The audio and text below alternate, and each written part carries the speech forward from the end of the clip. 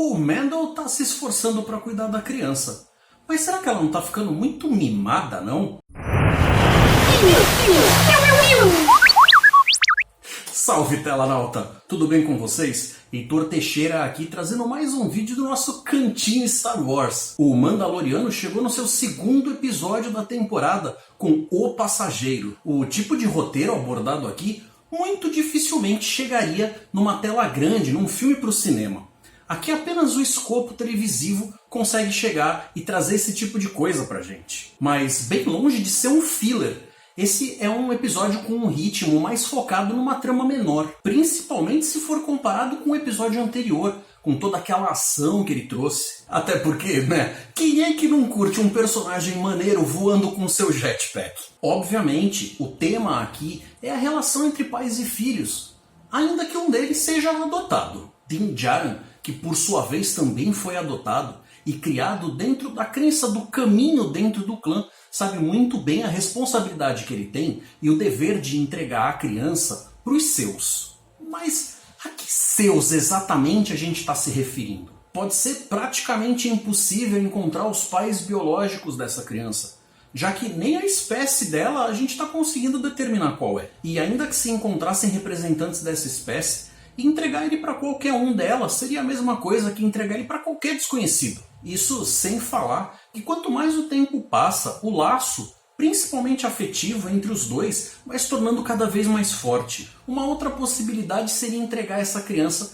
para aquela tal galera que lida com o assunto da força, já que essa criança já demonstrou que tem uma ligação forte com ela, ainda que o próprio Mandaloriano ainda não entenda exatamente o que isso significa. E é aqui que começam os spoilers. Vai ter vários comentários do episódio daqui pra frente. Mesmo tendo dito para os pilotos de X-Wing lá no final que a força esteja com vocês, ele não tem exatamente certeza do que significa isso. Ele só está repetindo algo que ele escuta por aí. Nessa parte da galáxia, é como se esse tipo de informação chegasse meio na base da lenda ou um mito. Os Jedis aqui já não são conhecidos há um baita tempão.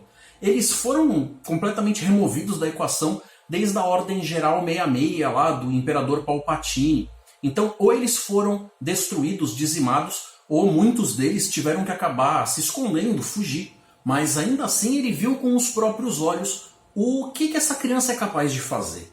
Então não tem muito o que negar. Ele sabe que tem alguma coisa ali que bate sim com essas histórias dos registros que acabam chegando nele, ainda que talvez esses registros cheguem talvez um pouco exagerados, de uma forma distorcida, mas ele sabe que essa criança é especial sim. No momento aqui em que a gente está acompanhando o Mandaloriano, o Luke Skywalker deve estar por aí, preparando justamente o renascimento da Academia Jedi, treinando gente nova, recrutando e aquele papo todo. Mas eu tenho sérias dúvidas de que ele vai ter qualquer envolvimento com a história aqui mesmo de forma periférica. Pelo menos tão cedo. Então a gente acaba com um caçador de recompensas durão, que vive num mundo cão, com uma criança especial, sem ter lá muito preparo para cuidar disso que ele tem na mão. O que me leva a pensar em todo o potencial que isso tem para de fato tornar esse bebê, essa criança, uma criança mimada. E quando eu chamo de criança ou de bebê, é óbvio que é só por causa desse aspecto visual, essa primeira impressão que chega pra gente. Porque afinal já foi estabelecido que essa criaturinha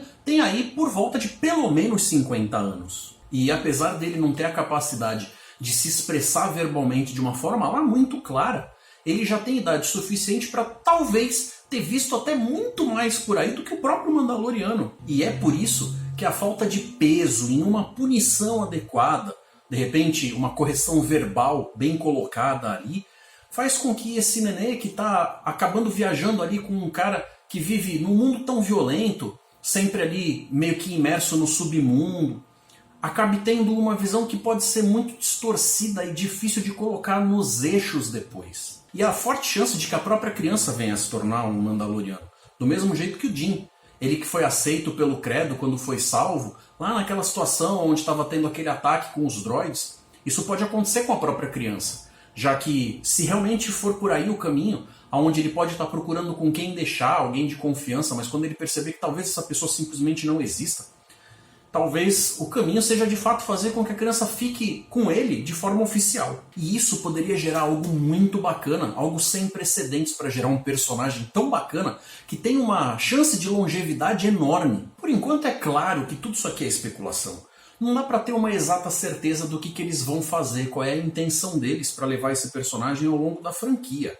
Mas esse negócio da gente ficar sem saber exatamente o que está acontecendo pode ser ótimo, porque mantém o interesse da gente e a gente vai ficar sempre ali tentando adivinhar o que está acontecendo. Depois de conseguir as pistas de onde é que podem estar outros Mandalorianos, o Din acaba aceitando ali levar essa passageira, já que ele entende que ela está com a prole dela em perigo e ela depende de ajuda para conseguir ter a chance de que eles sejam fertilizados, né, esses ovos, antes que seja tarde demais. A espécie dela provavelmente está ali em extinção, está perto de extinção, e ele acaba cedendo, já que ele entende, dentro da relação que ele tem com o nenê, a importância do todo ali. Então meio que isso amolece o coração dele e faz com que ele embarque nessa, mesmo que a contragosto.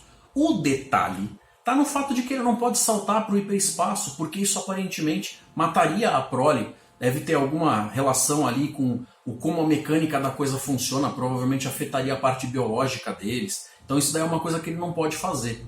Mas é justamente aí que começa a descambar a coisa para um perigo absurdo. E ele acaba sendo encontrado, na verdade, por 2 caças X-Wing que vão interrogar ele, já que ele não tem o transponder lá que marcaria ele, sinalizaria ele como sendo um cidadão ali da Nova República.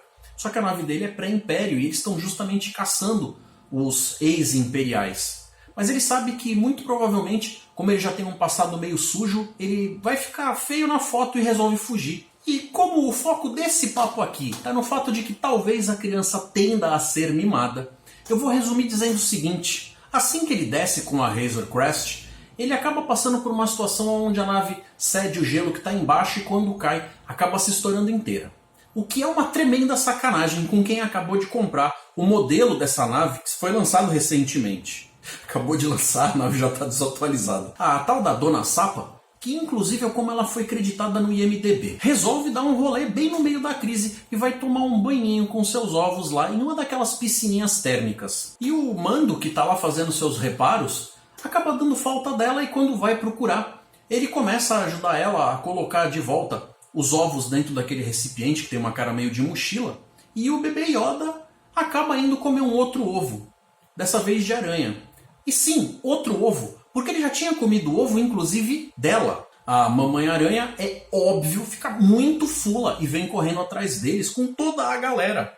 E aí é só morro abaixo, porque a situação vai ficando tensa e é uma correria danada. A Dona Sapa, a Dona Aranha e o próprio Mando estão cada um tentando defender a sua cria. Mas eu confesso a vocês que na primeira cena em que o bebê enfiou o ovo na boca, eu não estava querendo acreditar. Tinha algo dentro de mim dizendo, não é possível, eles vão deixar o pivete fazer isso, matar um dos filhos da Sapa, isso é sério demais. Um outro algo que eu também fiquei um pouco incomodado foi o fato de que ela, mesmo estando sem ter muita escolha, acabou meio que se entregando à situação. Então ela nem reclamou, nem se deu conta, não contou os ovos, não correu atrás de reclamar, de repente se colocar ali como, peraí, o que vocês estão fazendo? Tá comendo, tá sumindo os meus ovos aqui. Nesse momento eu ainda estava acreditando que o que fosse acontecer fosse algo mais ou menos assim. Como se o Iodinha tivesse lá engolido 1 ou 2 ou talvez 3 ovos ali sem ninguém muito perceber. E que conforme a situação fosse ficando cada vez pior, a aranha e todas as outras aranhinhas menores tivessem vindo atacar eles, eles pudessem passar por uma situação onde os outros ovos daquela mochila meio aquário acabassem se perdendo, ou se de repente o vidro se quebrasse, uma fenda rachasse no gelo e de repente eles ficassem pendurados, aquilo caísse. Quando você achasse que de repente todos os ovos tinham sido perdidos, um pouco depois o bebê Yoda podia dar uma regurgitada nos últimos que sobraram e ainda haveria algum tipo de esperança. Tolinho eu, né? É claro que o que aconteceu, da forma como foi mostrado, foi muito mais natural. Principalmente depois dessa criança ficar babando naquele pedaço de carne que foi trazido do dragão, que estava sendo cozido ali naquela turbina. Mas o principal aqui é que o próprio Mandaloriano parece não ter colocado peso nenhum em cima dessa situação.